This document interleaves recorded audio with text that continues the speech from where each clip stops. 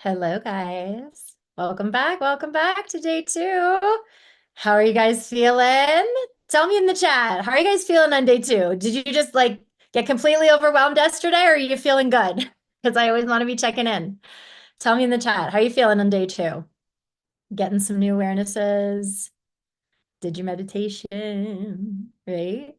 So while we're waiting for a few last stragglers to join us, I launched the Getting to Know You poll that I did yesterday. In case you came into the meeting late yesterday, you didn't get a chance to do it. Go ahead. It's just a couple quick questions. Just answer so that we get to know you better. And I can really tailor this workshop to what I think is going to be the most powerful for everybody moving forward. It just helps us to get to know you better. So I'm going to keep it up for a minute. I didn't ask this yesterday, but I'm super curious. Where in the country are you guys? Go ahead and put into the chat. Where do you guys call home? Tell me. And I know you. Oftentimes we have some international folks too. So, oh, Leslie's here. LA. Hello, LA. Nice. We've got St. Louis. We got Utah. Ooh, Belgium. Souls in Belgium. Philly, Wisconsin, too was yes, Houston, Michigan, Cali. I hope you guys who are in SoCal are staying safe and we're not too affected by the fires. Just the images were insane. Chicago, I see. Ooh, Chicago, Emeryville. Cool. Oh, nice. Well, wherever you are in the world, welcome again. If you are joining us for the first time, if you missed yesterday, I'm Arden. I am a vocal coach, a vocal producer, a professional singer, recording artist, opera singer. I have spent the majority of my performing career singing professionally, and now for the last 15 years coaching also professional singers. So odds are, if it's something that you have been struggling with your voice or in your career, odds are I've been through it. I understand it. I have fixed it for myself and I have coached others on it. So just know that there's no question that I haven't gotten.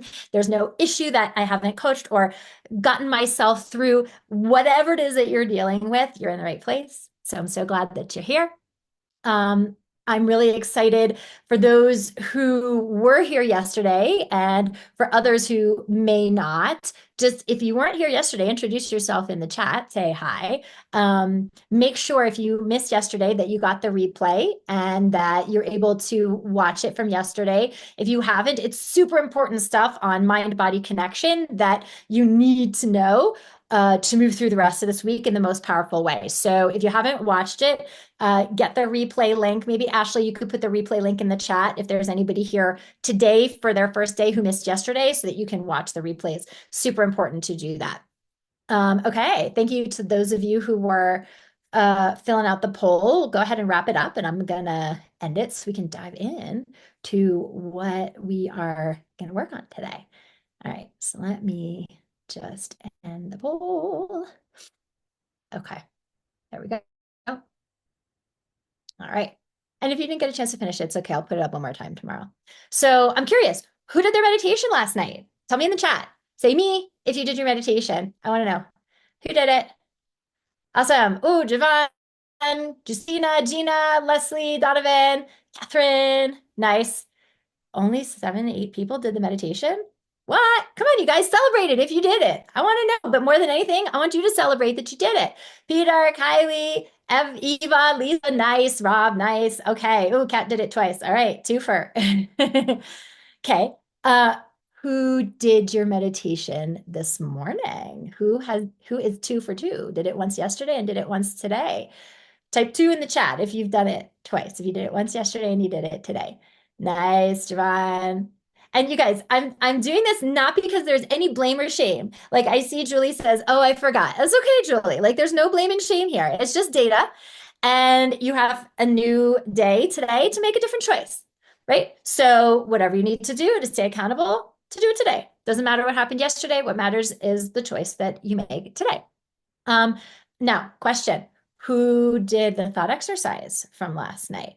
Say me in the chat if you did your thought exercise. Celebrate yourself for your accountability to all the shifts and changes you want to see this week. Peter did it, Javon did it, Bailey did it, Eva, nice, Juliana, nice, Justina forgot. That's okay, Justina. Do it today. You got another chance. It's a new 24 hours. Just get on it today. Yeah. You guys noticing the same names popping up? Now, I don't know if that's because these are just the ones who are not afraid to celebrate, or these are the same ones who are doing it. But either way, guys, the change that you want to hear in your voice, the changes that you want to see in your career, the results that you want to get are directly related to your three things: commitment, accountability, coachability, and let's put in one more: resourcefulness. Those are the four things. Somebody put that in the chat: commitment, accountability, coachability, and resourcefulness. Those are the things that if you can cultivate those skills, those things, you won't forget. You will continue to show up and see the results that you want. So just putting that out there for you guys. Okay, so for those of you who did the thought exercise, I'm curious, did anything interesting come through in your awareness? Because the thought exercise last night is all around getting some understanding and the thinking going on behind the singing. So did any of you have something interesting that came through? You can put it in the chat. Yeah. Like, what came through? Did you learn something about how you've been thinking with respect to your voice, your singing, the journey that you're on, if it's professional, the things that you want? This is why we do the thought exercises. So it might feel like, oh, it's homework and whatever. This is a free workshop, so I'm not going to do it. Guys, do it. I don't give you this stuff for my health. I say this to the singers in our intensive program all the time. There are some who are here in this workshop right now. This is the stuff that is transformative. So everything that we're giving you to play around with and engage with this week are the things that we use with the Singers in Our Intensive Training Program to get massive shifts and massive results. And I'm giving them to you for free. So use it. Do it. Don't just sit on the sidelines. Engage. Okay. Go all in. All right. Okay. So everyone who's been engaging, celebrating you guys for your commitment and your accountability to this process. Those who get results are showing up committed, showing up to every class, watching the replay every night, doing the homework after every session. That's what commitment is to this process. What does coachable look like? Coachable looks like understanding that you don't know what you don't know and being open and willing to empty your cup and do something different. Be coachable to do something different. You might be like, ugh, Arden mindset, whatever. I just need to learn my breath support. Yeah, but if you don't do the mindset work, then you are not going to be as powerful with changing your breath support as you would like to be. You don't know what you don't know. If you did, you'd have fixed all the problems with your voice on your own and you wouldn't need to be here and you wouldn't need me. Okay, so be coachable. If you keep doing the same things in the same ways, you're going to keep getting the same results. And I don't want that for you. Okay. So somebody once said, oh, Arden says, I do. Yeah. Like, it's that simple. We know what works. So try it. Try it. Be coachable. Resourceful. What does resourceful mean? It may not be easy to get here each day, guys. There are work obligations, family obligations, health stuff might come up. Life is in session. It's always going to be in session. So get creative. It's just 90 minutes of your day for 1 week out of your life to get the tools that can change everything for something that you really, really care about.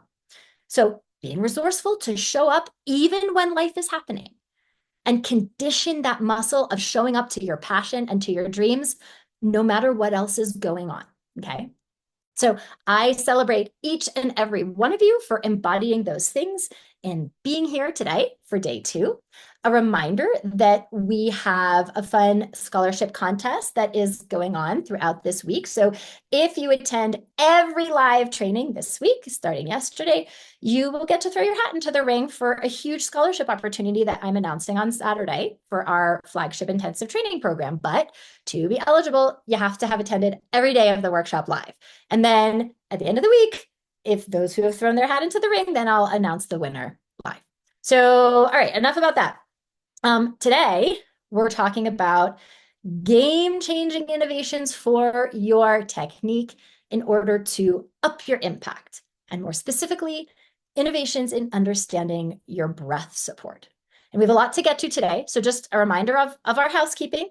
Reminder that replay links are sent daily via email and also posted after the sessions. So if you miss or you have to leave early, go watch the replay.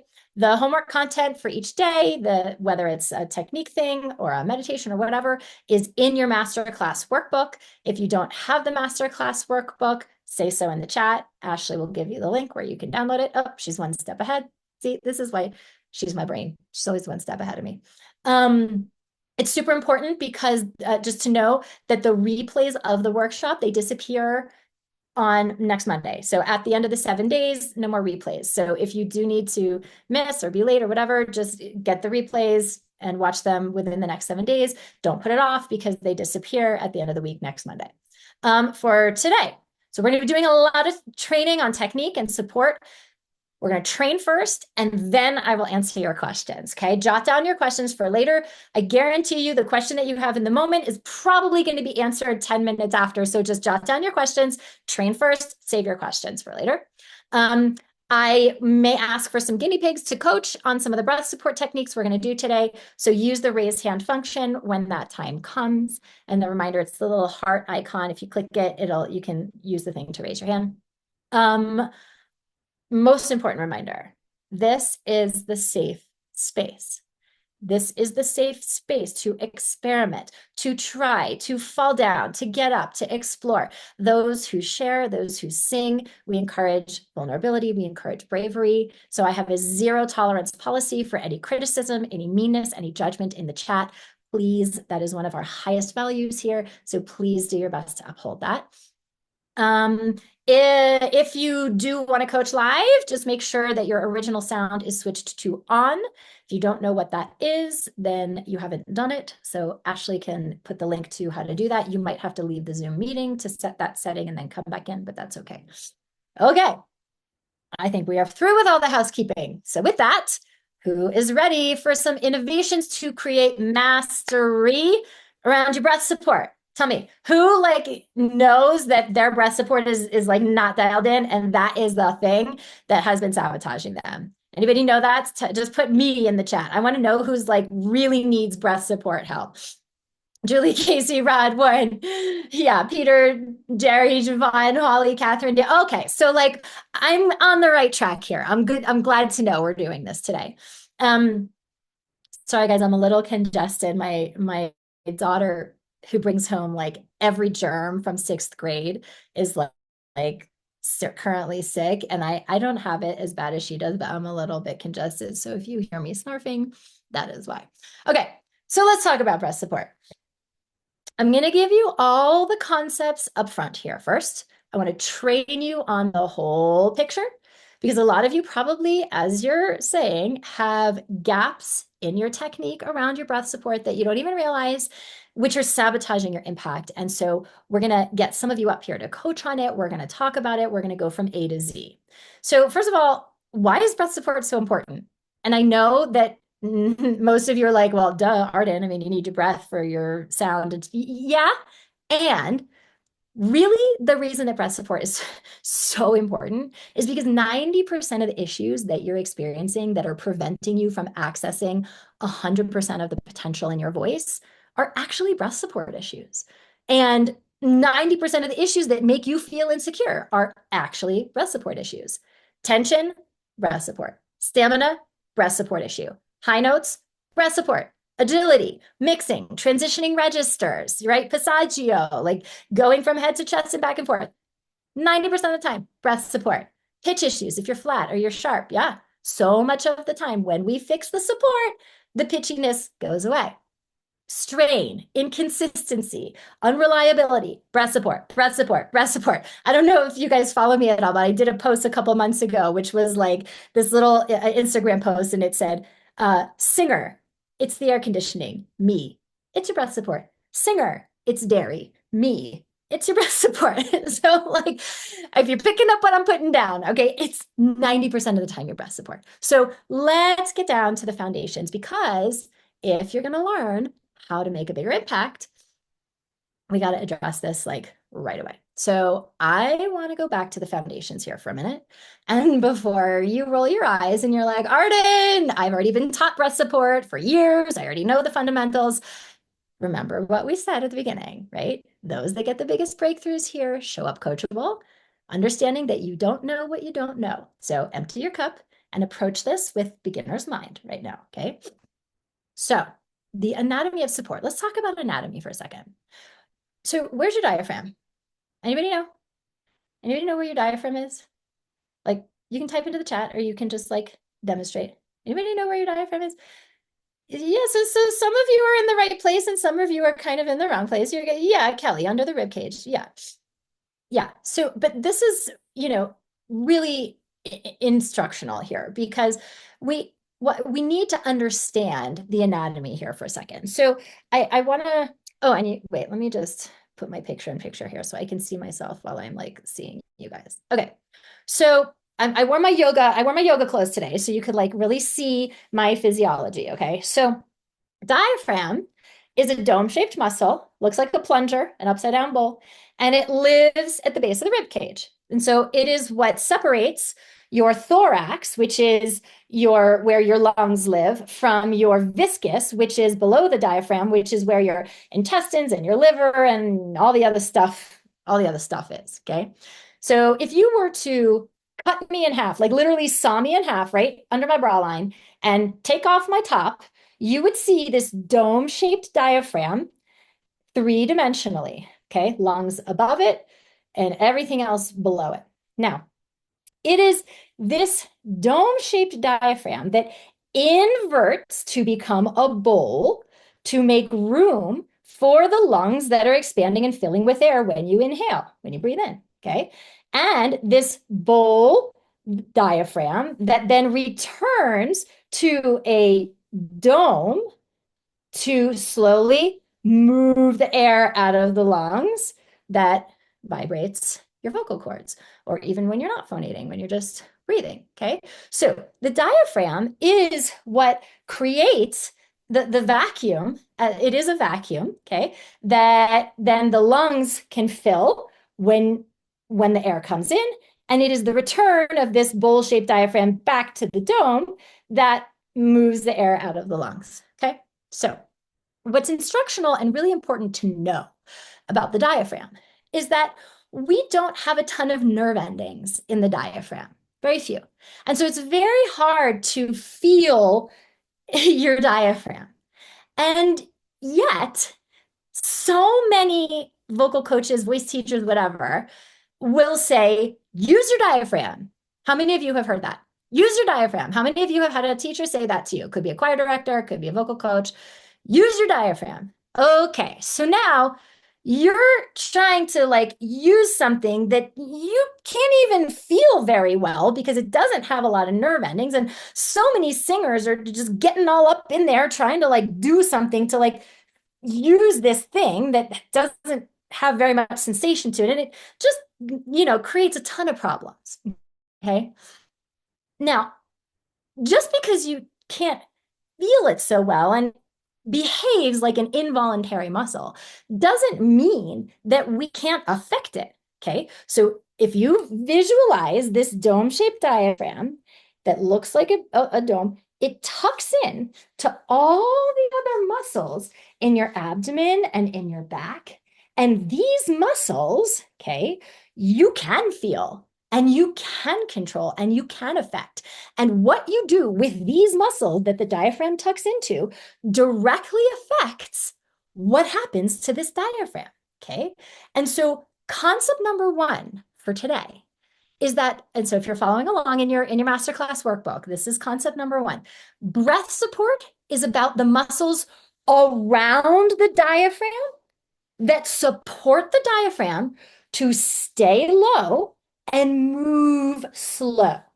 Because if the diaphragm pops back to a dome from a bowl too fast, then it pushes all the air out of your lungs way too quickly. You're out of breath before you want to be. You don't make it to the end of the phrase. The tone is airy. You don't like that. So you start to go to the other parts of your body to tense up to create a dam, namely your neck, your tongue, your jaw, to prevent that massive flood of air that your diaphragm has just sent up. And so now you have tension as well. Okay. And so we want the diaphragm to stay low and move slow. Okay. And so all these muscles that the diaphragm tucks into are what help support the diaphragm to stay low and move slow. So when we talk about breath support, what we're really talking about is not supporting your sound, supporting your air. I mean, yes, those are byproducts, but what we're really talking about are the muscles that support the diaphragm to manage the air in the most efficient way. Okay. So I want to help you understand and isolate these muscles of support about what they are and where they are. Okay, so I want you guys to, so when we're talking about the muscles here in the sort of middle and lower abdomen and back, okay, so let's like isolate them and get in touch with them. So first of all, I want you to put your hands on your obliques. So your obliques, those are those diagonal muscles that run on the diagonal. Like if you've watched an Olympic swimmer, you know, from like they have those like cut muscles, right? Those are your obliques. And everybody has them. It doesn't matter if you're heavy, if you're skinny, if you're short, if you're tall, doesn't matter. You can still feel your obliques. So they're right here. And I want you to imagine that there's like a really loud dog outside who's barking. And I just want you to keep your hands on your obliques. And I want you to shush the dog. And I want you to feel what happens under your hands. Shh, shh. So put your hands here and shush the dog. Do you feel the muscles under your hand engage when you shush the dog? Okay. So those are your obliques. Okay. Now, transverse abdominis, low, right above the pubic bone, like belly button would be here, transverse abdominis down here. Same thing. Shush the dog and see if you can feel those muscles. Shh, shh, shh. See if you can feel them engaging, firing. Okay. Those are your transverse abdominis. Now, rectus abdominis, otherwise known as six-pack muscles. So you can put your hands straight down, six-pack muscles. And again, shh, shh, shh, shush the dog and see what happens, right? Feel those muscles. So now find your back. So your middle back muscles sort of below your rib and above your hip, like right these muscles right here. Put your hands on them and do the same thing. Shush the dog. And it'll feel a little different back there, but you will feel those muscles engage as you shh, shh, okay? So these are the muscles of support that your diaphragm is connecting to. And when we engage those muscles, the diaphragm moves. However, how we engage those muscles has a direct effect on whether we are supporting the diaphragm to stay low and move slow, or whether we're actually pushing the diaphragm up too quickly, too far, and too fast. And so what we want to understand is that there are two ways to engage a muscle. You can either flex a muscle or you can contract a muscle, right? Like I'm flexing the muscles of my hand or I'm contracting the muscles of my hand. Both are engagements of those muscles, but flex is an outward extension, contract is an inward pull. And it is exactly the same for our muscles of support. And this is what brings us to concept number 2 for today, is that we want all of the muscles of support that you just felt to flex instead of contract. And here's why. Because so this is me, an example of me, if you watch my physiology here, flexing my muscles versus contracting my muscles. Actually, let me contract first so you can see it. So this is me shushing the dog, but doing so contracting. And it looks like this. Shh, shh, shh. You see how everything goes like this? It pushes in. Now, if I take those muscles and contract and push in, what does that do to my diaphragm? I just breathed in. My diaphragm was low. If I contract these muscles, shh, whacks that diaphragm up way too quickly, and way too much air is moved out of my lungs because that diaphragm is going whoosh, okay? The purpose, remember, of the support I said a minute ago is for the diaphragm to stay low and move slow so we don't move too much air out too quickly and we don't end up out of breath, okay? So we want to flex the muscles of support, which looks like this. Shh, shh. Can you see my muscles go like this? Like it's really apparent if you look at my obliques. Shh. Like watch my sides. Shh, shh. rather than shh, shh, shh. So it's flex, which is a feeling of down and out, versus contract, which is a feeling of up and in. So when I flex, I am engaging those muscles in such a way that takes the diaphragm that has become a bowl because I breathed in with air and it just moves it a little bit. Shh, shh, just a little bit. Because you guys, you don't need a lot of air to sing. And most of you are so busy contracting and pushing so much air out that you're causing a domino effect that kills your sound, creates tension. It's airy, it's not as powerful, it makes you insecure because you run out of breath, you have trouble with high notes, all the things. Okay? So, concept number 2 for today. Flex the muscles of support instead of contract. Now, I see Tracy in the chat. Am I breathing through my nose? It doesn't matter. We're going to talk about the inhale now. It doesn't matter whether you nose breath or mouth breath. So I want to pause on the muscles of support for a second, and I want to talk about the inhale. And I also want to talk about the anatomy of the inhale because this matters. Whether you nose breath or mouth breath, it doesn't matter. The anatomy of the inhale has to do with your lungs, okay, obviously.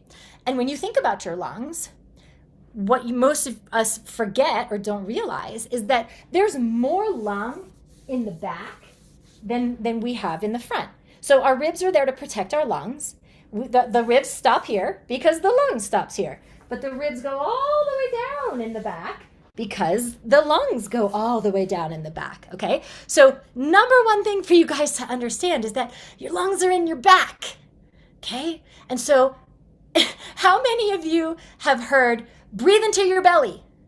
How many of you have heard that one? Belly breathing. Tell me in the chat. I want to know what we're dealing with here. How many of you have been taught, oh, breathe into your belly, belly breathing? Yep, I see Tracy is like commiserating. Yep, Catherine, for sure. Okay. The thing is, you guys, there are no lungs in your belly. No lungs in your belly. And yet, I get why teachers will say belly breathing because what they're trying to avoid is they're trying to avoid a singer doing this. Getting all up here, right? But what happens is when you tell a singer to belly breathe, then what they end up doing is trying to push the air down into the belly and like pooch, and there's nothing here, there's nothing there for you, nothing. Your lungs are in your back, and I want you to feel this, okay? So we're gonna do a ragdoll exercise. And what I want you to do is I want you to stand up, and you're gonna dangle like this, like a rag doll, okay? And you're gonna, so everybody do it, dangle like a rag doll. Let your head feel heavy. Let the weight of your head pull out your neck. Let the weight of your arms pull out your shoulders. And I just want you to send a nose breath into your back and feel the breath expanding your back up towards the ceiling. Like send that breath up towards the ceiling and then let it go. And just do a few breaths. Nose breaths can be helpful here because they're slower so you can feel them. Nose breaths into your back and really feel as you're ragdolling down that expanding back body towards the ceiling as you inhale. Okay, then you're gonna roll up, and even though you're standing now, I want you to do the same thing. Send the breath into your back, okay? And I want you to feel the expansion of your ribs. So when I breathe into my back, if you watch the container of my ribs, when I send the breath into my back, look what happens three-dimensionally. I'm going to put my arms out just so you can see. Do you guys see that? Right? Now, you'll notice that the breath did not come above my armpits. So I could keep going. Like I could have a nice breath and then go. Like, did you see me keep going? Right? And then it like gets all above my armpits. That's over breathing. Okay? If you feel the breath coming above your armpits, you're tanking up too much. It's like topping off the gas in the gas station. You don't need it. I want you to feel that the breath pours into your back body like this. It pours down into your lungs instead of filling up into your lungs. We don't want that. So it's a feeling of this pouring down and releasing three-dimensionally into your back. And that's it. I'm good. I could keep going, but that doesn't serve me, okay? And when you understand more of what we're going to talk about in a second, about the flex of the support, then you don't need to tank because you're going to be way more efficient with the air that you were using instead of pushing in, whacking your diaphragm up, and getting rid of all of your air really quickly, which is then makes you feel out of breath. And then you feel like, oh, I didn't get enough air, so now I need to take more air. And now you're up here, and now you have tension, and you actually didn't get a whole lot of air because what you did was you closed off as you were letting the air come into your body. And so you actually got less anyway. So it becomes kind of like a domino effect, okay? Which brings me to the next point. Excuse me. So concept number 3 was your lungs are in your back. Concept number 4 is that the inhale is a release. So don't take a breath. We want to let the breath come in, okay? So if I take a breath, which, I mean, think about it. Take. What does take imply? It implies a grab. It implies a doing. And if I take the breath, this is me taking a breath. You see all this tension up here, all this, like my body thinks it needs to help me bring the air in. But in fact, it doesn't. If you guys remember high school physics, yeah? Did anybody remember high school physics, the law of equilibrium? A gas wants to equalize on either side of a membrane. So if the air pressure of the gas on this side of the membrane is different than the air pressure of the gas on this side of the membrane, it wants to travel through the membrane. It wants to equalize, okay? It's law of equilibrium. So when the air pressure inside your lungs is different than the air pressure outside of your body because it's time to breathe, you do not have to help the air come into your body. You do not have to take the breath. Law of equilibrium states that the air wants to be in your body because the pressure is different. So the air will go there. All you have to do is release to receive it, okay? So instead of this needing to help, right? I hate that phrase, take a breath. What we say is let the breath come in. So your job is to release your throat, release your ribs, release your jaw, just release your body. And most importantly, release your support. You can't breathe if you're flexing like we were just talking about, right? So everything, belly releases, ribs release, jaw, throat, and then the breath. It will come into your body. You don't have to help it. Law of equilibrium ensures that. That's just physics, okay? So now I want to put these concepts together.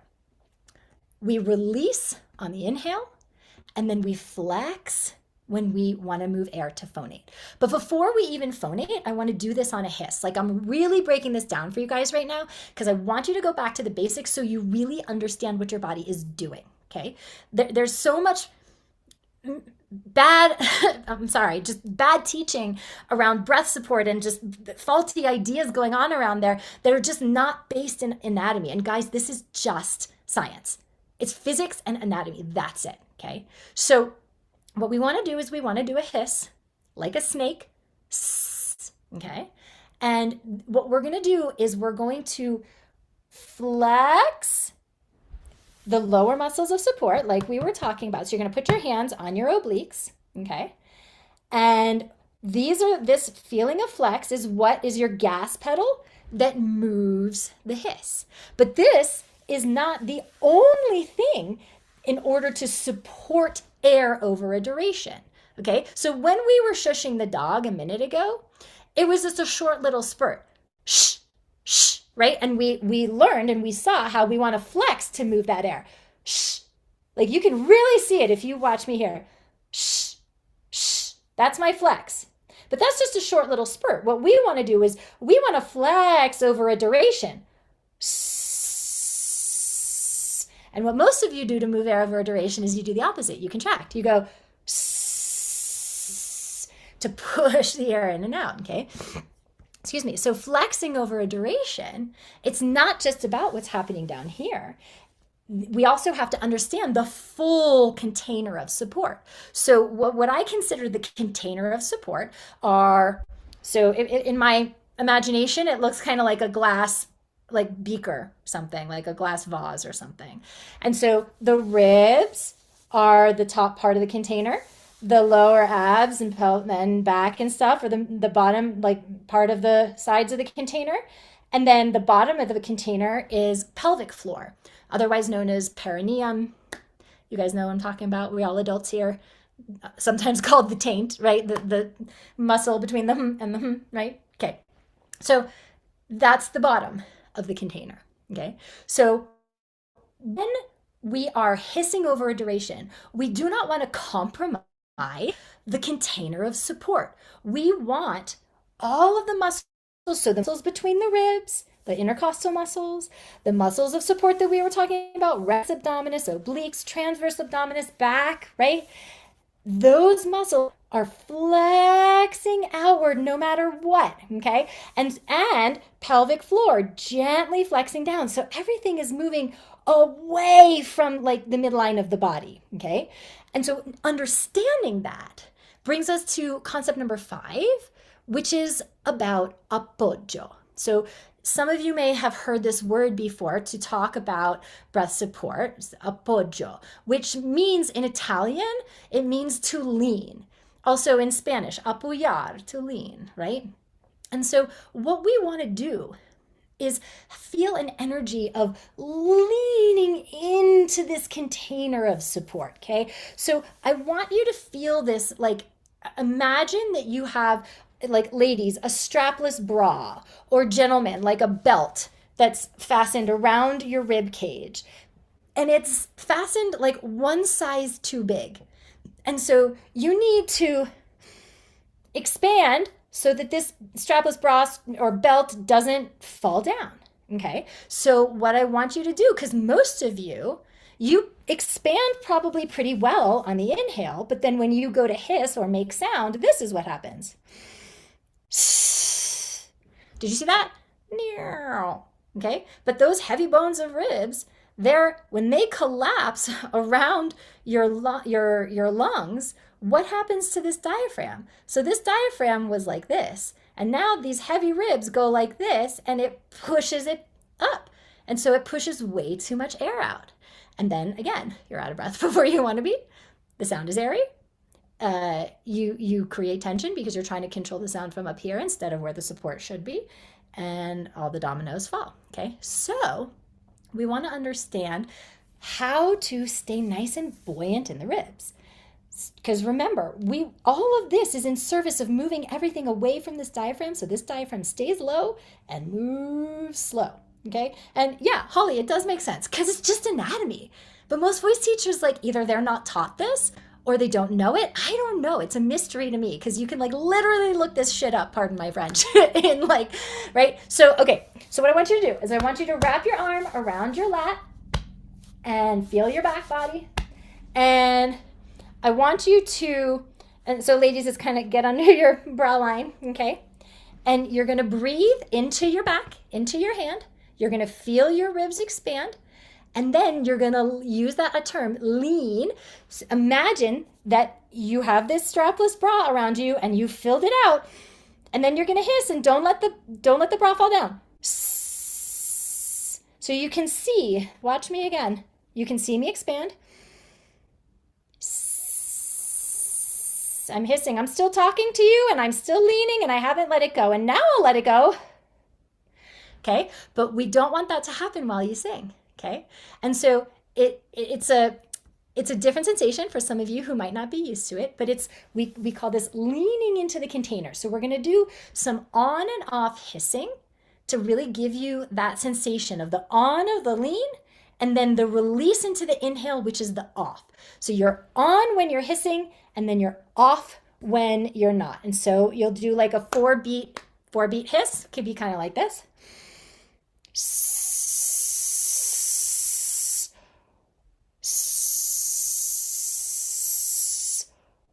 And you'll notice how you don't use up, if you're doing it right, if you're not collapsing or pushing, you're not going to use very much air. You'll notice that after 4 beats, when you inhale, it's just kind of a small inhale. It's not a massive inhale because you're being super efficient and you haven't used up a ton of air. So the purpose of this on-off hissing exercise is to really get a muscle memory of the sensation of expanding and releasing into the inhale, and then flexing on the hiss, and then releasing for the next inhale. Okay, so that's super important. You're going to practice that tonight.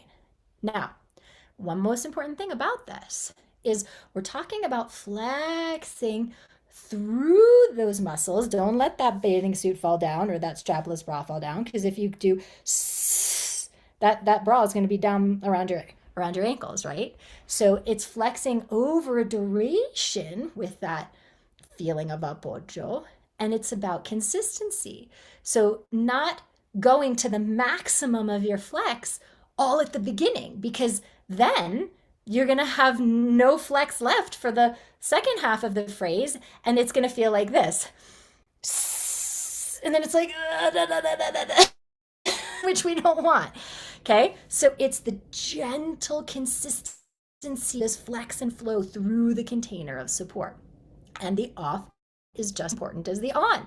So that's concept number 6 for today, which is you have to release your lean when you inhale. Okay, remember the inhale is a release. Okay, so some pitfalls to just be aware of. A reminder that the focus of your support is not the middle here. Don't focus on the middle. This, you don't need this for anything, okay? Don't worry about the middle of your belly or your stomach, okay? Focusing on the muscles around, transverse, obliques, rectus, back. Don't focus on the center, because otherwise, if you focus on the middle, you're just gonna end up pooching your belly out, and that's not support. Okay, so the idea is not to push your belly out. The idea is to flex into your palms. I mean, you can see it. You see it flex? If you put your hand there, flex into your palm. Give yourself that direction. Okay. The other thing is be careful. Just be careful of your ribs collapsing or pushing in immediately, like I was talking about. Like if you have your hand here and you hiss, you'll feel that collapse right away if that's happening to you. So just be mindful of ribs collapsing right away. Remember, we want to gently flex. I think those are the main pitfalls to become aware of. So from the hiss, now we're going to put a vibration to it. Okay. And I see, Bailey, you were asking. So you release on the inhale. The muscles release on the inhale, and then you flex on the hiss, right? The inhale is a release. When you're hissing, you're engaging your support to move air. If you're engaging your support when you try to breathe, it's going to be hard. So you guys do that. Flex the muscles of support, and now try to inhale. You feel how high it is? Because the job of those flexing muscles is to keep your diaphragm low. But if we inhale, we don't want to keep it anywhere. We just want to let it release. You know what I'm saying? So we have to release the muscles of support on the inhale, and then we engage them when we hiss or phonate, and then we release them again for the next inhale before the next phrase, okay? So now we're going to put a vibration to it, and we're going to do it on some lip trills. So you guys familiar with lip trills, otherwise known as like propeller lips, right? Okay, so the most important thing to remember when we're now putting a vibration to this is concept number 7 for today, which is support before you phonate. Support before you phonate. This is game changing, guys. So I want you to watch my support, and you will see me engage my support like a second before you hear the sound. You'll see me engage like an 8th note before you hear the sound. Watch my physiology.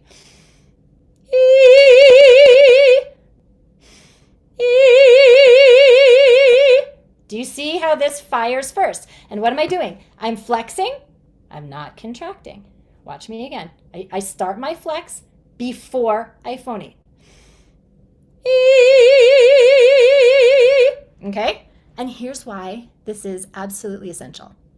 Because if I flex my support before I phonate, then my body feels ultimately supported and ready for the sound I'm supposed to make, and it's not going to go into any of its other more sabotaging compensatory measures of support.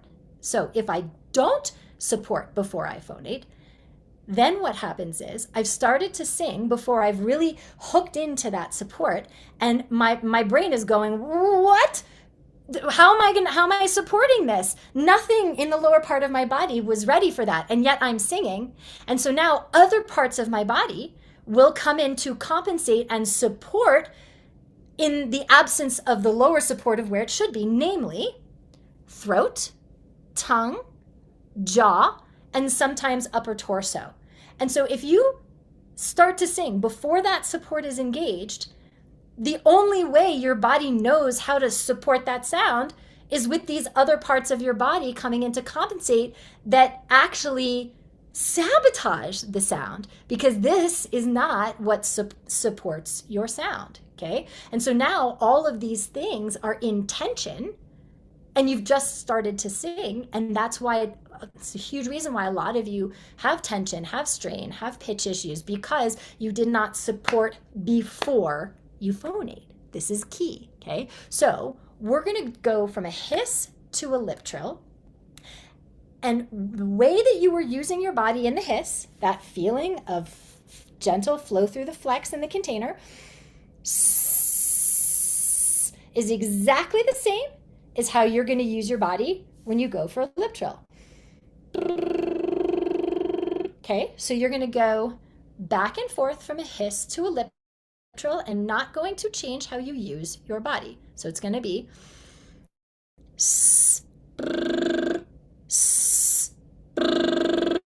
and you whatever pitch you want. You don't have to do the pitch that I'm doing, okay? But watch my body, watch my physiology. You will see me release on the breath.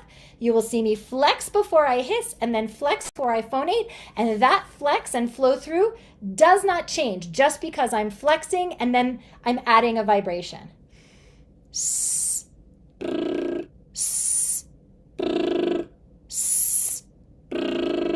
So go, and you can keep your hands on your body. You could even keep one hand here and one hand here, and direct yourself, hiss into your hands, lip trill into your hands.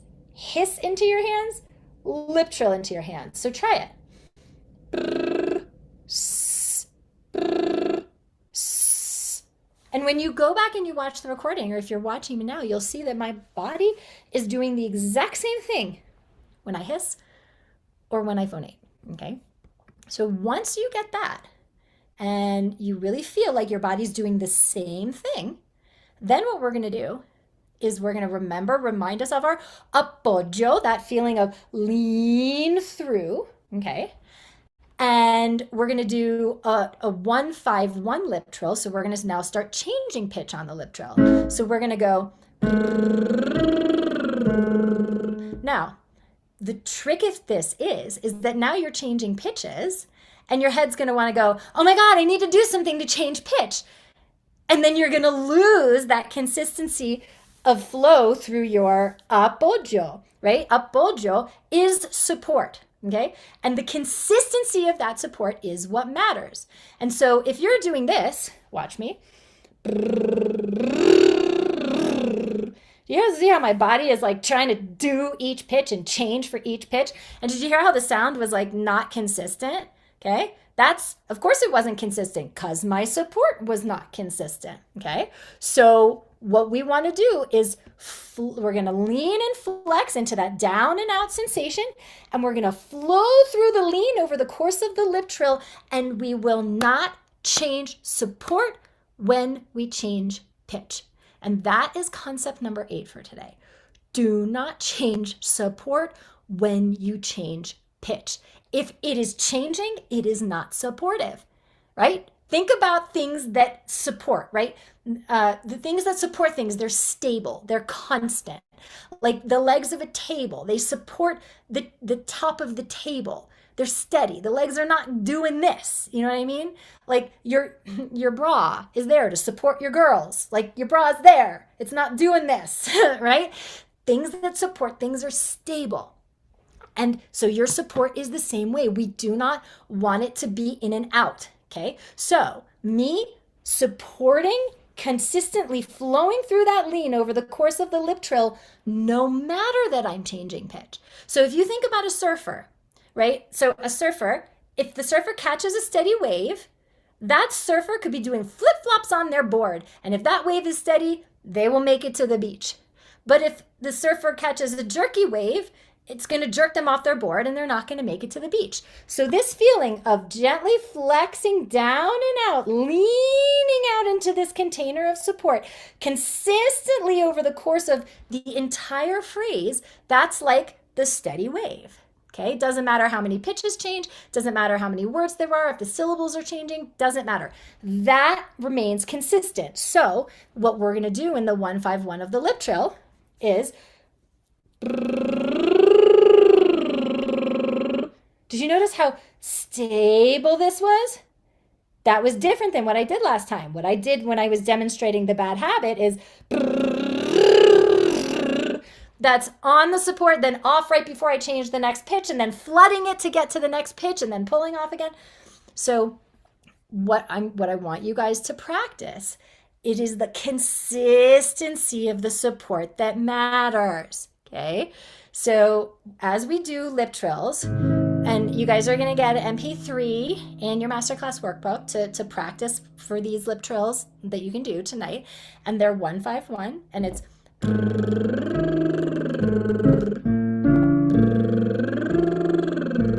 okay, and just keeps going up and up. Doesn't matter that the pitch is changing, doesn't matter that the key is changing.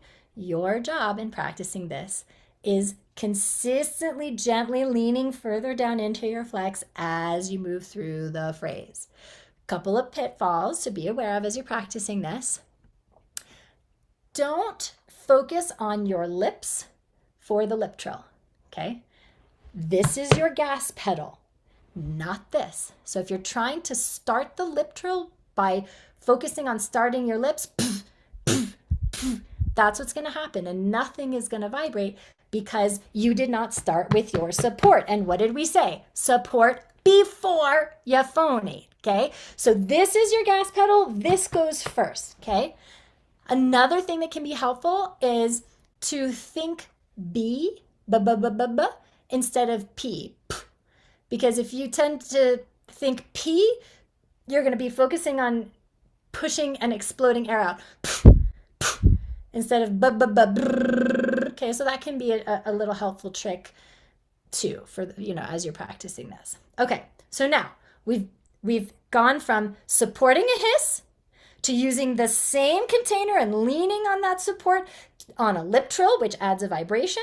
And now we're going to add syllables. But don't change how you're using your body. This is the thing, you guys. This is where most high-level singers get sabotaged. Your mind is going to want to convince your body, oh, we're on syllables. Now we're singing. Now we've got to make it sound good. And all the things that you discovered in your thought exercise last night and all the ways that you don't want to fail are going to come rushing back in because now we're on syllables. Now we're singing. And all the habits of make, force, do, manipulate, control that have sabotaged the consistency of your support in the past are going to try to come right back in. So this is the mindset piece of this. Right now, we are not singing. We are not singing right now. We are vibrating on pitch. Your job is just vibrating on pitch, some syllables that we're vibrating. Don't worry about making it pretty. Don't show me your beautiful voice. Vibrating on pitch, okay? The words that we use to talk to ourselves around these things are very important. Why? Because, as we talked about yesterday, your body is only ever reacting to your mind. And so if you tell yourself, oh, we're doing mama moo, oh, we're singing, I better sing, and now your body's like in that force, in that gotta prove place, right? So be wary and cognizant of the language that you use to talk to yourself and choose language that supports what you want. Vibrating on pitch right now, okay? So the exercise we're doing is the mama moo. Actually, we're gonna do it just on a scale, mama moo. So gentlemen, we're starting down here. And ladies, we're starting up here, ma, okay? So you're gonna get present to the moment of your body, going back to the meditation, right? We're not just like diving in on autopilot.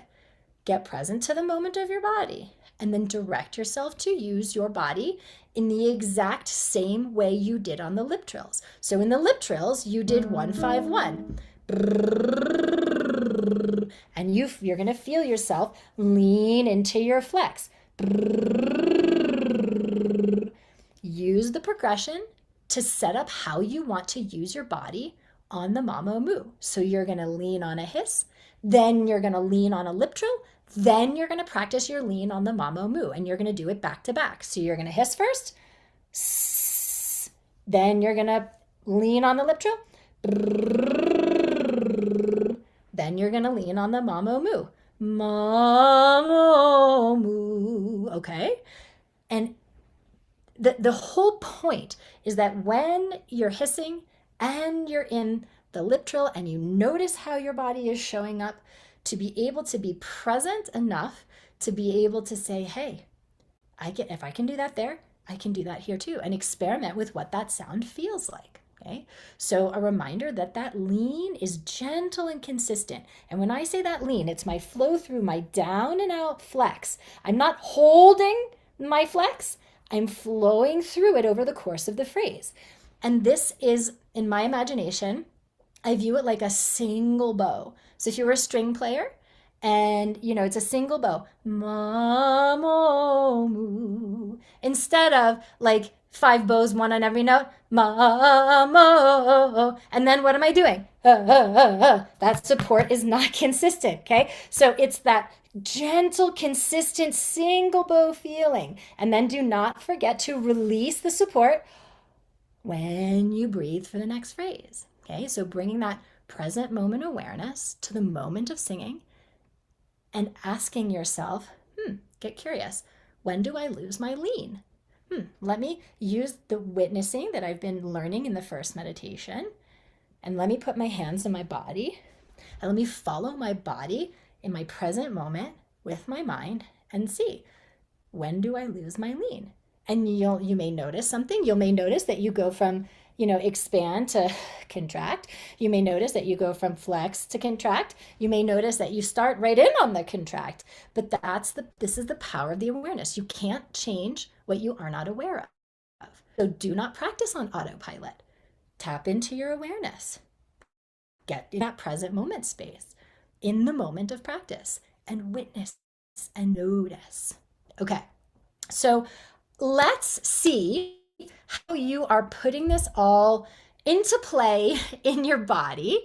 Let's have a couple guinea pigs. Who would like to be a volunteer to coach on some of these tools in one of their songs? So it could be just a verse of something in a song that you have, and we're going to start to look at how this stuff is playing out in your support. Okay, I see Finn's hand first. So, all right, Finn, go ahead and unmute. All right. Can you hear me? I can. Okay. Hello. Nice to meet you. Nice to meet you too. Okay, so first of all, my battery died, so I have to run upstairs, so I'm not where I was, but that's all right. So tell me, do you have like a little verse of something or a little chorus of something that we can play with some of these tools? Sure. Okay. Oh no, when my love comes along, oh no, in my heart. Cool. Can we work on that much? No. Can we work on that much? Because it kind of repeats. It's kind of the same, Yeah. So let's work on that much. Are you able to put the device a little high on something higher, like a bookshelf or something, so you don't? We'll go sideways. Yeah. Not on this. It's not. I have a charger on it, so it's. Do you have enough charge just for 5 minutes to coach if you pull the charger out and stand it up? Well, we'll find out. How much charge do you have? A little bit. Okay. So stand it up so that you don't have to be looking down, and I don't have to look up at you. And we're gonna do it again. And so what I noticed, Finn, is that I noticed that you're kind of half in the new and half in the old, which is, to be expected because this is new. You know what I mean? So let's do it one more time. And before you do the song, though, I want you to do the progression of the hiss to a lip trill and to the mamo moo. So it's going to be this. So let's kind of be around the pitch center of the song. you're going to go, okay, but hiss first. Let's have a hiss and see. Yes. Okay. Okay. So do you notice right now where the lip trill wants to start and live? Are you present to that in your body? Okay, Where do you think? right here. It's a little higher. I'm noticing it a lot here in your throat. Okay. Do you I'm trying to make the lips move because they didn't move. Yeah. And so there's a word that Finn used that is sabotaging him. Anybody know what it is? Do you know what it is, Finn? I'm trying to make something. Yeah. Yeah, but trying. So yeah, exactly. You guys in the chat. Yeah, you got it. Kelly Alexa soul for the win. Exactly. Trying. And you noticed it too, Finn. I'm trying to make something happen. Trying and make. And where it's all coming out is too much force and too much here. I'm trying to make it and I'm trying to make it up here. Right So there. let's not worry about the sound. Let's not worry about like what happens right now, okay? And all I want you to do is I want you to take the lip trill off the table for a second, and I just want you to on the word hey, Hey, okay? I just want you to siren the word hey like hey, and I want you to visualize the hey go coming in and going down into your body like your mouth is down between your legs instead of your mouth being up here, okay? So hey, Okay. try. Hey! Good. Now can we do it as a ascending? Hey. Hey! You notice it's easier for you to start on the higher pitch and descend than it is for you to rise. Right. Do you notice it gets kind of tense when you rise? What do you feel when you rise? Yeah. Yeah. Tight. Yeah. Okay. Right. And so you guys remember the direction of support is flexing down and out. The pitch might be rising, but what do we know? We're not going to change our support no matter what the direction of the pitch is going, no matter what, if we're doing lip trill or if we're doing hey. So what's happening to you is you're starting your flex, but then as you rise up, your flex starts to try to go this way. You know enough now to know not to fully let it, but then you get stuck and you're not continuing to go this way. Okay. So I want you to put your hands back on your obliques and I want you to find your pelvic floor. So, pelvic floor, perineum. Okay. And I want you to gently, like an elevator going down, like this is your pelvic floor going down, like you're gently pooping its erections, gently bearing down. Okay. Again, the word gently, very important. Don't like damn it. Okay. And that downward action is going to help stabilize the support. That's going to make it easier for you to rise. So it's a feeling of down flex to go up. Hey! Can you try? Hey! Okay, what did you feel under your hands? Did you feel flex or did you feel contract? I felt contract. Yeah, good awareness. And you can see it. You'll see it when you get the recording. If you rewind, you'll see you start as a flex and then you pull in and it goes, hey. I'm exaggerating, but that's what was happening. So let's do it again and let's see if I want you to you're going to leave one hand on you here and you're going to put the other hand here and you're going to direct what you want the muscles of your body and support to do as you rise. And you're going to go, hey. I mean, you guys, you can literally see my muscles flexing down and out. Watch my physiology. Hey. You can see it. See if you can find that in your own body, Finn. Hey! Yes. Can you do that? Well, first of all, tell me on a scale of 1 to 10, how much did you feel yourself lowering the muscles of support and flexing down? About 80, 90%. Okay. So can we experiment with that last 10%? Can you do it again? Hey! I flex. Yes. Yeah. It's okay. So here's what. So this is going in the direction it needs. But because this has been inconsistent up till now, what we talked about before, things were getting stuck up here. And so your body had gotten used to trying to help you support your sound with these muscles in the absence of the consistent downward flex that you were just feeling. And so now that's the half new, half old that we're experiencing. So you are doing this, but you're also still kind of locking this. So can you move your head gently from side to side? We're going to take away Finn's security blanket. He can't lock his neck or try to control with his neck if he's moving it. So Finn, you're going to so you're going to move your head gently from side to side. Just look over one shoulder and then look over the other shoulder, and you're going to keep moving like that. You're going to release into the breath, and then you're going to send your elevator down for your hay while you're moving. Oh.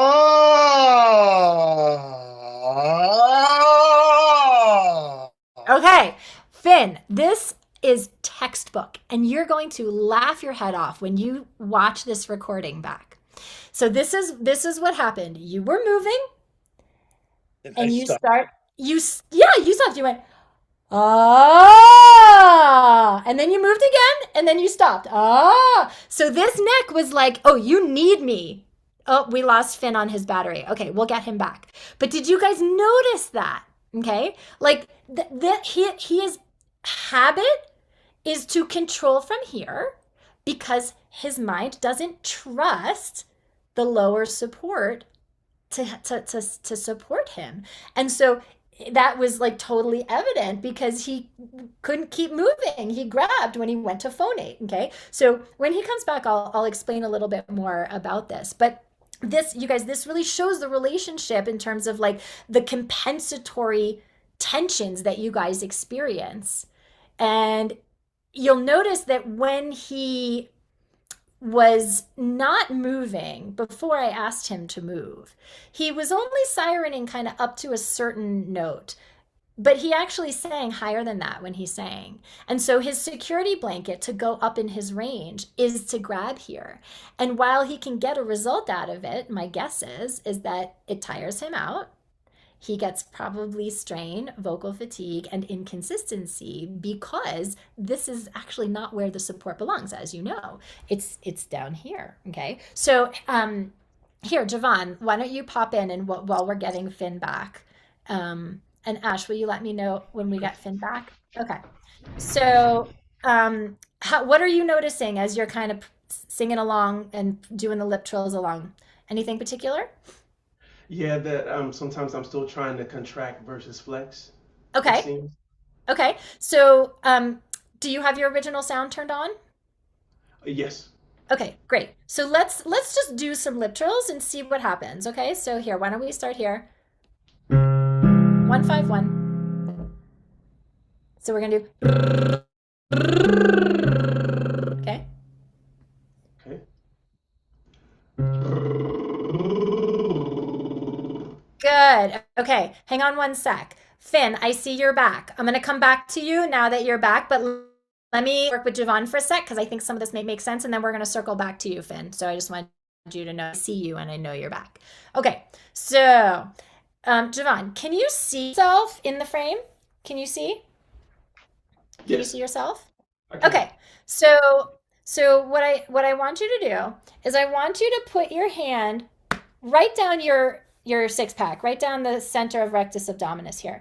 And I want you to hiss into your palm. And you'll feel these muscles flex into your palm. I mean, you can see them. Do you feel them in your palm? I do. Okay, good. So now what you're going to do is you're going to put the lip trill into your palm. So as you move through the phrase, you're gently leaning because that's your bojo. And you guys, it's happening all around. I'm just having him focus here. Gently leaning more and more through the course of the phrase into your palm, okay? But no, wait. That was good. I'm actually glad that happened. So you guys, that is textbook of not supporting before you phonate. He tried to start from Ah. here before he had started his support. Okay. So support early. Watch how early I go. Support first. Okay. Try.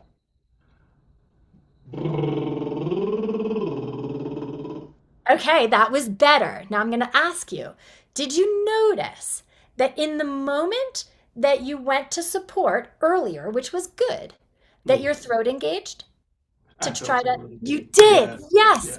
That's the old habit because in that moment, before you would go to sing, you wouldn't support. And in that moment, that neck got used to engaging instead to try to Oh. compensate for the support that wasn't there from the lower part of the body. Okay. So I Gotcha. want you to visualize like an open channel, like it's almost like a turkey baster. Okay.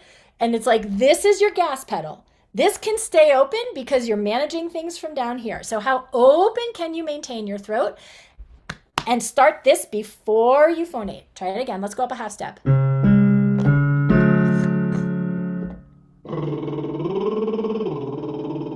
Yes, now you got it. Do it again.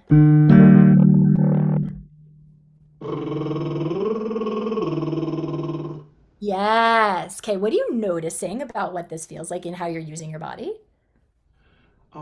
It feels like my support is, I can feel it supported here. Yeah. In the past, when I would do it, I would feel it more concentrated up here. Yeah, that's probably because you were doing up here and nothing was happening I think down. so. Okay. Okay. So now you're going to take this sensation and we're going to do the mamo moo. But just because we're on syllables, don't change that sensation of flexing and leaning through over the course of the phrase. So we're going to go back to back lip trill first and then mamo moo. So mamo. Okay. Into your hand.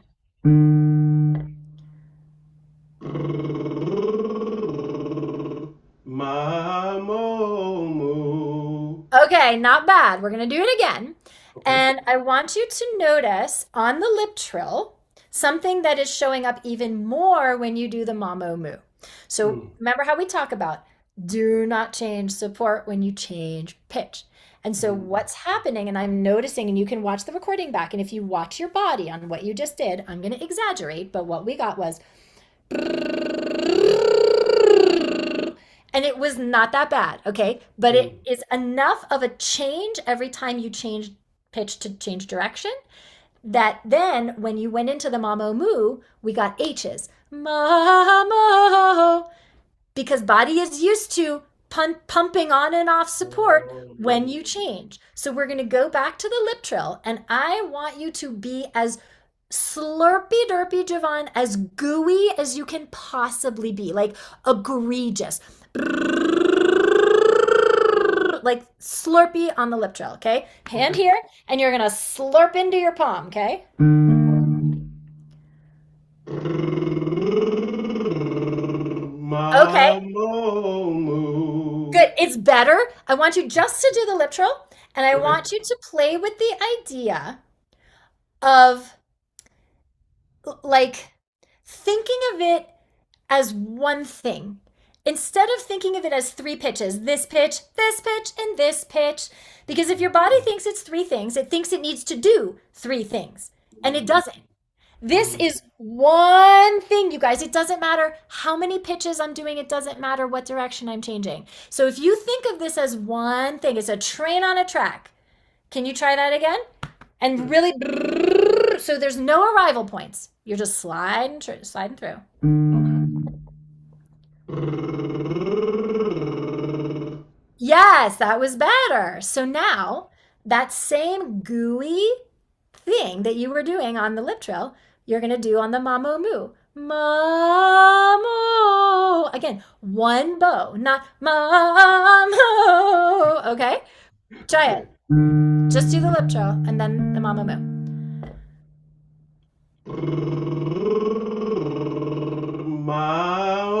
Mamomu. Took my hand Yeah. off. Sorry. Yeah, that's okay. That's okay. But that was much better. Let's go up a step and we'll do it again. And this time, feel free, breathe in between the lip trill and the mamo moo. Reset. Okay.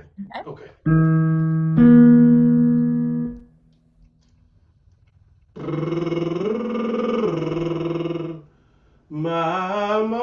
Mamamoo.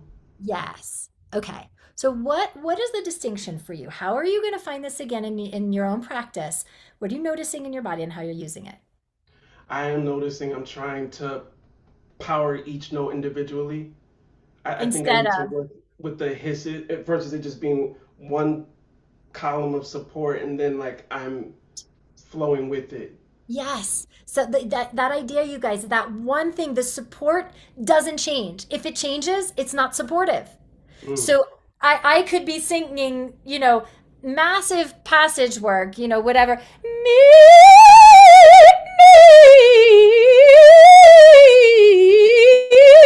You notice how my body is like, like as opposed to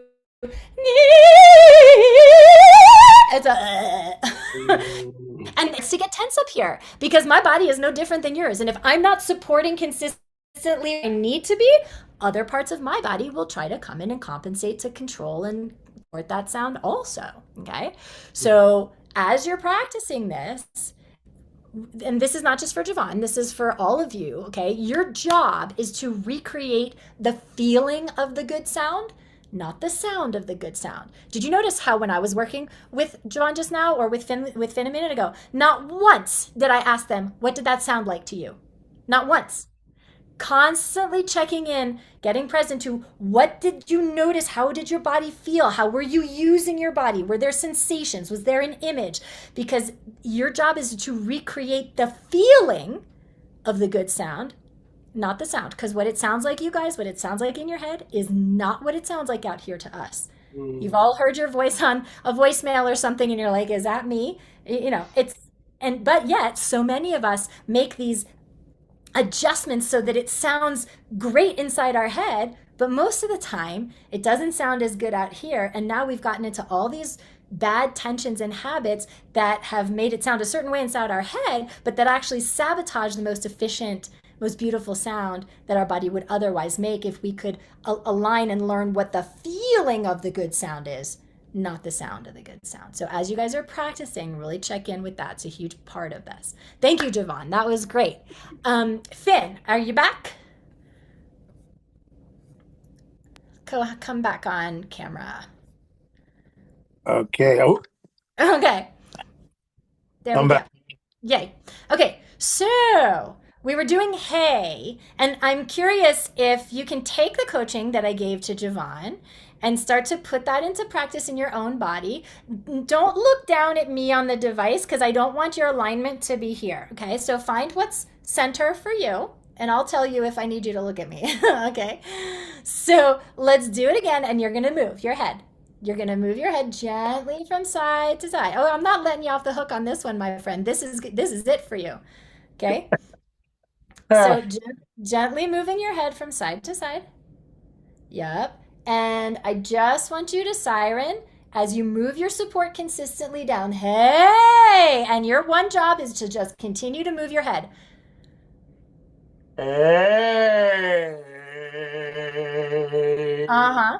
Let's do it again. And I don't want you to quote sing. So I don't need you to like make it sound good or let vibrato come in. I really just want you to vibrate on a hey. Hey! As you move your head. Hey. Good. Now, as you're doing that, I want you to start to notice that you can trust this support. You moved pitch without grabbing your neck. So you guys, this is about trust. If he doesn't create that trust, so that's what we're doing in disabling his security blanket. Because it's not, Finn, it's not that your support isn't doing what it needs to do right now. It is. It's just your body doesn't trust it, which is why it still wants to grab. So in disabling the security blanket, the neck in this case, it forces him to really log in and use that support and be like, oh, I can make sound without needing to use my neck and start to get used to that feeling like we were just talking about, to create a new muscle memory. So you're going to move your head now. Keep moving your head and use the same support. And you're going to go down here. Mama moo. Mama moo. I stopped. Okay, but now you have that awareness, and that's really powerful. Okay, so we're going to do it again. Moo. Yes, so Good. stop. That's okay. But but it's way better though. You're not like before, you were literally like in suspended animation for a second. Okay, so now you're going to go back to the piece of the verse of the song that you did a minute ago, and you're going to move. Same thing. Do not change what you're doing just because now you're in the song. It's just a mamo moo. It's just a hey siren. Okay, so moving first and direct yourself down for the phrase. Oh no, when my love comes along. Oh no, in my heart. Wow. What'd you notice? Big difference. Yeah, and you know what's going to make an even bigger difference? Because Well, that's too. it was a huge difference, and you were doing 75% of it. The last 25%, and I don't know if you noticed this, but you were moving and you were mostly in your lower support, but your hand got stuck here, which tells me that your support was a little bit more held than it was moved down and through. So can we do it again? You're still going to move, but I really do it because your hand, you guys, his hand is telling us subconsciously Yeah. how his mind is conceived of the energy here. I So just move. think I did that just to get that, hold that note that I, stopped on that note to hold it. I guess to pull it out, but I No, don't do that. no, it was there. It didn't move most of the time, but that's okay. You get to play with it again. So start by moving your head, and then hand. I'll know when my love comes along. Like Finn, you do not get down to the bottom until you are done, until along. So you have this whole, so graduate that flex all the way down through the course of that first phrase. Just do the first phrase. So moving first. Moving, Oh moving. no. Okay, hold on. Where's your hand? Finn, your hand is still here and you've been singing 6 words already. Well, I mean, is it faster than that? So it's less about faster than it is just about getting really present that right now your hand is following your body and I want your body to follow your hand. So move. I'll know. I'll know. Tell your body what to do, flexing down and out. Okay, so again, moving first. Don't start singing until you've been moving. And then use your hand to tell your body what to do. Oh no, when my love comes along. Oh no, in my heart. Okay. So you're right exactly where most singers are as you're learning this, which is it's a little bit like this. Yeah. So when you were focusing on moving the support down, we stopped moving and trust kind of went away a little bit. Yeah. And when you were focusing on moving, we kind of lost a little bit of the down. But I would say I can't chew, come and walk. So this is yeah. But this is normal. Like, and not just for Finn, you guys. This is the process of creating a new muscle memory. You've been doing this the other way for how long? Maybe decades. I don't know. So for my money, I think your body hooked in more readily when you focused on just keeping your neck free. You had to engage more of your support. So if you're going to focus on one right now, and it is one at a time. It is. I'm giving you a little more because we're kind of in a condensed environment in this masterclass series, but like focusing more on just keeping the neck free and that nice open channel all the way down. Okay. So let's do it one more time. Moving first, and then, so start moving first, and then don't worry about making it pretty. Just play with your vibration. Oh no, when my love comes along. Oh no, in my heart.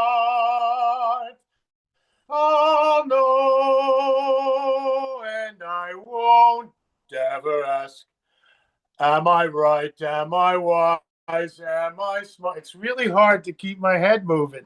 I know, but that just shows you like how like important that habit has become to your body feeling safe to make sound. You know Yeah. what I mean? And this is where the mindset work comes in, right? It's trust. So I'm gonna ask you to play with an idea. And again, you guys can all play with this. This is not just for Finn, but it's an idea that Finn, your body was built to do this. Your body, every single one of you, your body was built to make resonant sound. You do not have to help. This is a process of getting out of the way. Your body, if you think of a baby, an infant, cry and cry and cry at the top of their lungs for hours on end, never get hoarse, never get tired. It's the most present resonant sound. Like I remember when I was sleep training my daughter and it was like, "Oh my God, like 3 hours of this? Are you kidding me?" And that's because Mother Nature's most effective production of sound we were all born with. But then as we get older, we adopt physical habits, sometimes emotional habits that get in the way of Mother Nature's most effective production of sound. And believe it or not, the baby crying at the top of their lungs, they are using their body in this exact way that I'm explaining to you. They don't need to overthink it. You guys, Finn, your body was built to do this. And what you noticed just now is that when you got out of your own way and you stopped, subconsciously thinking that you needed to help it and support it here, your body did it. And it did it more beautifully, more freely, with much more squealo, that term, like that pingy resonance that we love. It did that naturally. So it's about building trust. And so the idea of like, when you feel this wanting to engage, you can tell yourself, wait a second, my body was built to do this. My body knows what to do. I don't need this. I have one idea and I'm just going to continue to condition that. Cool? Hmm. Yeah. Yeah. Questions? No.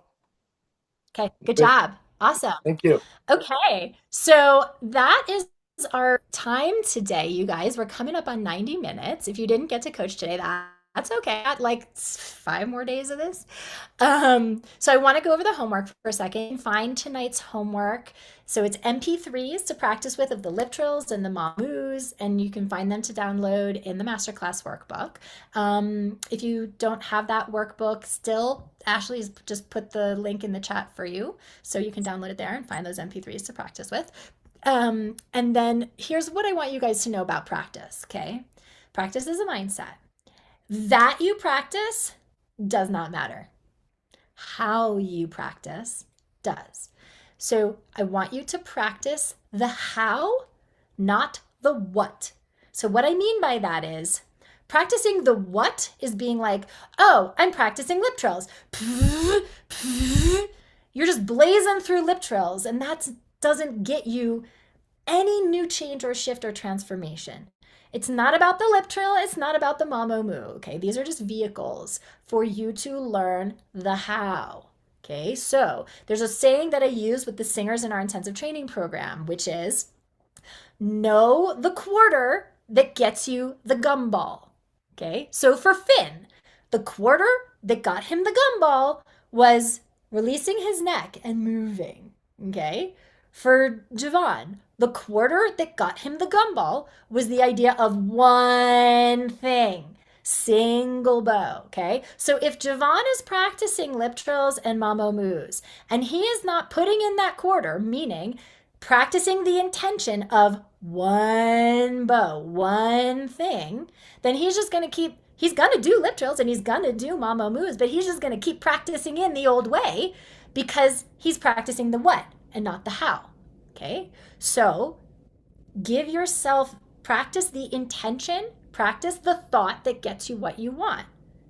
Put in the quarter that's going to get you the gumball. Okay, and don't listen to yourself, feel yourself. Practice the feeling. You guys, if it feels free, if it feels easy, the best sound is always the sound that feels the best.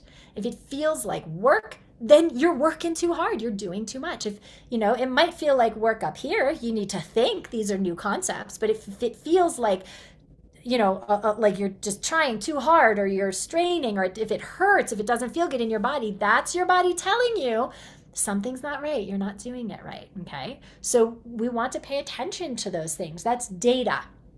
That's data that tells us, there's a better way, there's a more efficient way. And just like, for those of you who play tennis, if you know the sweet spot on the tennis racket, it's the spot where when the ball hits it in that particular place on the racket, like you don't even feel the impact. And you know that it's going to be a good shot when it hits the sweet spot. Like you don't even need to look across the net. This is the same way, is learning what the good sound feels like and paying attention to, oh, that's how I did that. That's the sensation in my body because I'm present in the moment, witnessing my body as I make sound. Okay. So tomorrow we're going to keep building on this. So right now you've got half the equation. And so if you think of the stability that you want, that enables the stability of your consistency and the sound that you want, if you think of that like a boat. So a boat, it's like you have your anchor, but you also need your sail. And so tomorrow, I'm going to give you the other half of the equation. You've got your anchor right now, but we haven't talked about your sail yet. So that's what we're going to talk about tomorrow. I'm going to give you the other half of your equation. And this really is the rocket fuel for being able to get consistent high-level performance impact out of your technique. And it's what we call energetic sound direction. This is the rocket fuel for consistency.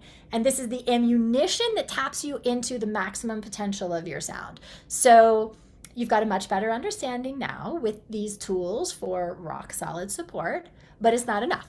So we're talking about breaking through to the higher levels of your sound so you can get these elite gigs and opportunities that you really want. So you need the rest of the equation, and that's what we're going to talk about tomorrow. So do not miss it. I know I gave you a ton of information today. This is why we have the replays. And so you can go back and you can rewatch and practice along. You will have the MP3s. So tonight's homework, again, is the hissing and the lip trills and the mama moo. Continue to do your meditation tomorrow. Same meditation. I recommend do your meditation first and then do your daily practice, because when you do your meditation first, you're setting up that present moment mind body awareness that's going to stay with you as you move into your practice right after it. Okay, you guys, so we did so much. I didn't open it up for questions. I'm happy to stay on for like 10 minutes if you have questions specifically about what we trained on today or about the meditation that we've done. If you have questions about other things like vocal health or other things like that, we have a whole Q&A day that we're going to do later on in the week. So let's keep it to questions about what we trained on today. Can you use the raise hand function in the reactions to let me know who has questions? Yes, Alexa, go ahead and come on camera and unmute. Hi. Hey, nice to meet you. You too. I was wondering if I just want to make sure that I'm practicing correctly with this like expansion Uh-huh. that happens here. Is the idea to maintain it throughout the whole phrase Right. you're singing, or does it kind of end up narrowing over the course Right. of the phrase too? Yeah, no, that's a great question. So it will start to gently fold in when you're about 70% of the way through your capacity, like through your air. But we want to delay that. We don't want that folding in to happen right away. And so what happens to most singers is they're just not aware of this. And so they go like Finn's song is in my head, so I'll just use that song as an example. And they tend to do, I'll know. And it's like immediate. You know what I'm saying? And I have leaked and wasted a ton of air in the first two words. And so we want to delay that. So if I sing a really long phrase, you'll notice that by the end, I'm a little bit smaller than I was before. And that's okay. But we just don't want that to happen right away. So if I do, I'll know when my love comes along. I'll know I'm gonna keep going so you can see. Like, did you notice that by the end, I had come in a little, but that was like delayed, delayed, delayed, delayed. You know what I'm talking? So, does that answer? Yes. And then can I ask one more around the same lines? Yeah. Um, oh my gosh, I just lost my train of thought. Hold on a second. Oh gosh. Oh yeah. I also want to make sure that I be practicing correctly regarding the part where you say when you inhale, it's actually like a release. Is it like a relaxation? Because I'm my instinct is to go right into take that inhale right into that like, immediately and then just sing as opposed to like focus on relaxing with an inhale and Okay. then step two this and then Yeah. sing. Yeah. So Another great question. I'm sure you're not the only one who's wondering this. So, what I noticed, so a lot of this has to do with language, okay? And for most of us, relax and release have kind of different energies behind them. So for you, what's the difference between relax versus release?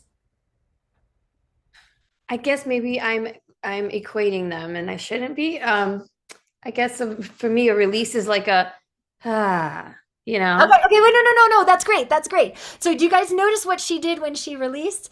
So for her, and again, not maybe not for everyone, but you may relate to this. Relax slash release doesn't mean collapse. Hmm. There's a difference, right? So for me, most singers, most people I think tend to equate relax with collapse, which might feel like it's true for you. So when you relax, it's just like collapse. You know what I mean? Versus to me, and I have that too, which is why I don't use the word relax. I use the word release. Because if I think relax, I'm gonna, you know. But if I think release, it's like let go, Okay. right? And so if I just let go, I'm just letting my body go. And I'm not trying to force anything. Because most people, when they take the breath, they try to force the breath into their body. And then they, as opposed to I'm I'm letting those muscles go as opposed to like contracting them to try to pull air into my body and in doing so closing off the space and actually getting less air. Okay.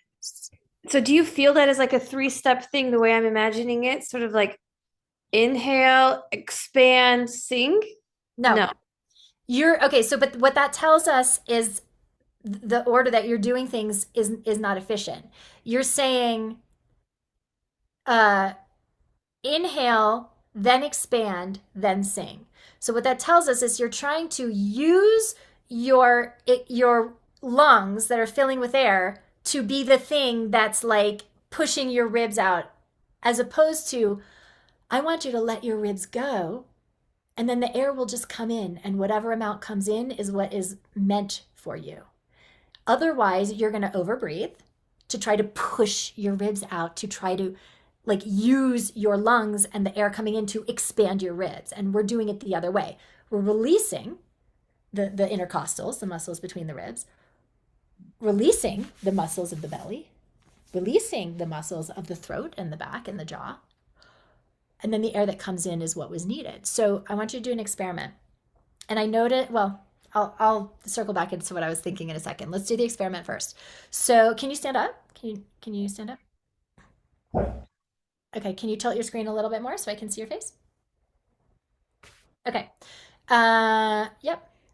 Okay. So what I want you to do is you're going to exhale and you're going to do the exact opposite of what we want to do when we sing. You're going to literally squeeze and wring all of your breath out until your body is screaming at you, Alexa, breathe. Okay.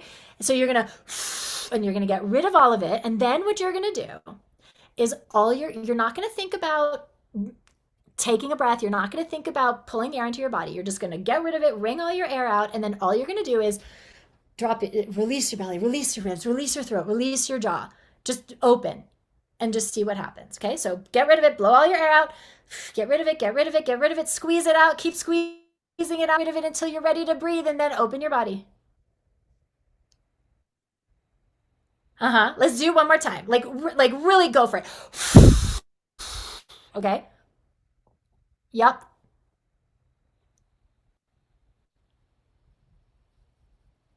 Okay, wait. There was like a I want I don't want you to have any moment in between getting rid of it and letting the inhale come in. So this is one thing. It's Okay. not two things. It's not getting rid of it and then pausing and then waiting and then letting the air come in. Get rid of it and then open your body. Okay? Okay.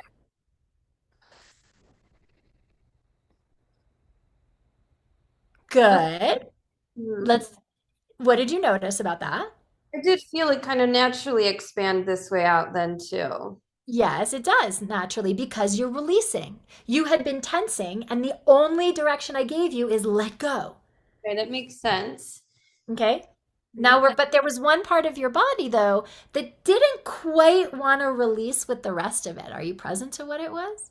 No, It was jaw. this, okay. Yeah, it was jaw. So it's like almost like I want you to feel like that domino effect where it's like belly, ribs, throat, jaw. Okay. Okay. Get rid of it. Blow it out. Yeah, it still doesn't want to help you. Do you feel like it wants to?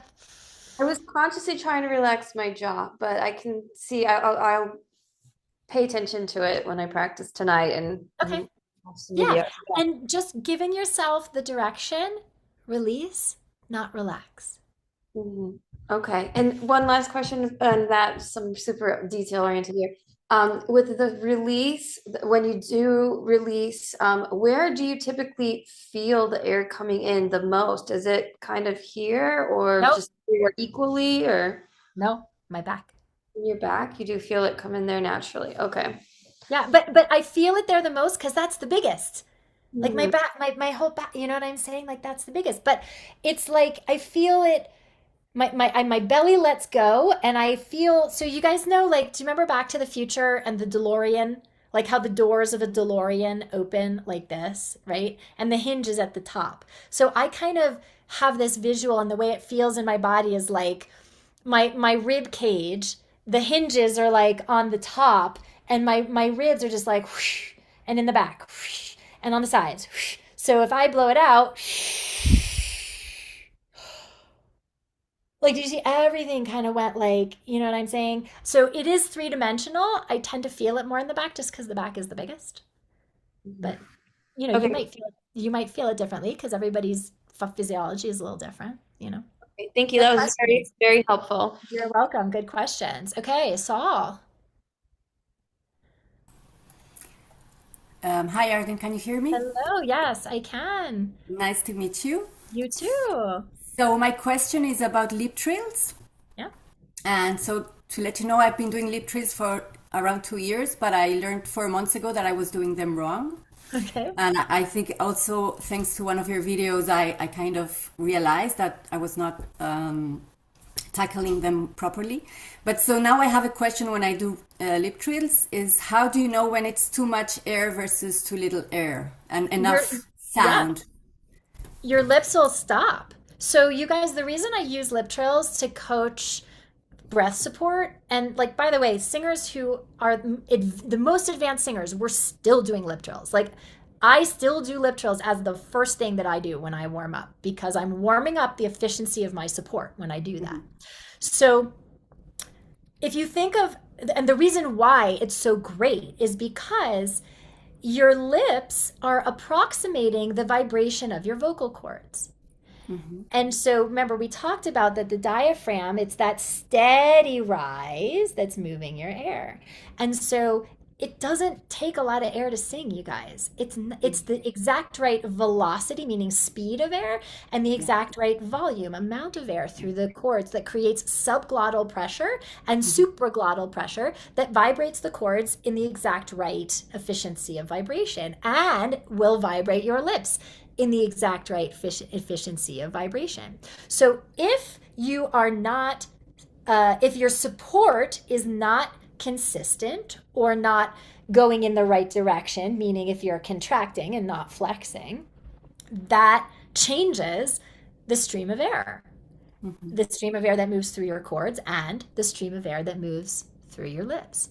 And so you can tell immediately when you're doing a lip trill if your support is not doing what it needs to be doing, because your lips are not going to, either they're not going to vibrate at all, or they will but it'll be inconsistent, Okay. or so when, if you think about this, like your lips, if and this stream of air, thinking about like a flag in a gentle breeze, it's a very regular oscillation.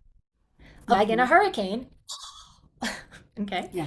So if your lips are not, or let me go back to your question, the amount of air, you will know if you're flooding and sending too much air, Yeah. because Yeah. your lips are not going to vibrate. It's a hurricane. And you're going to Okay. get, I mean, the way you flood is by dropping your ribs, pushing in, all those things that are the opposite of the apoggio, right? So if I'm not in my apoggio and I'm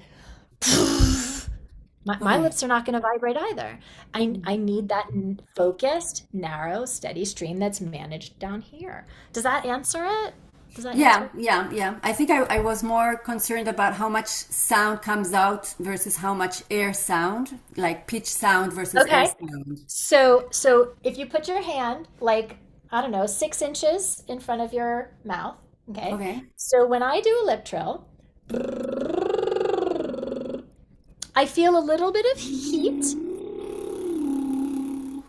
What do you feel? What do you feel on your hand? At the beginning, a lot more air, and then it got less, but I still feel a little bit of breeze. Should I not Yeah. feel anything?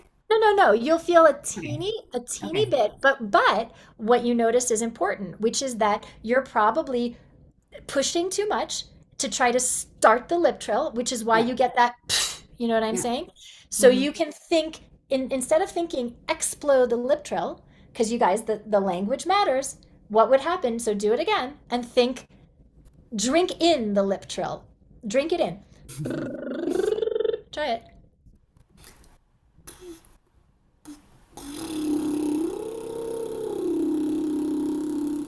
It's better. You want to start from here and not from It's here. harder. Yeah.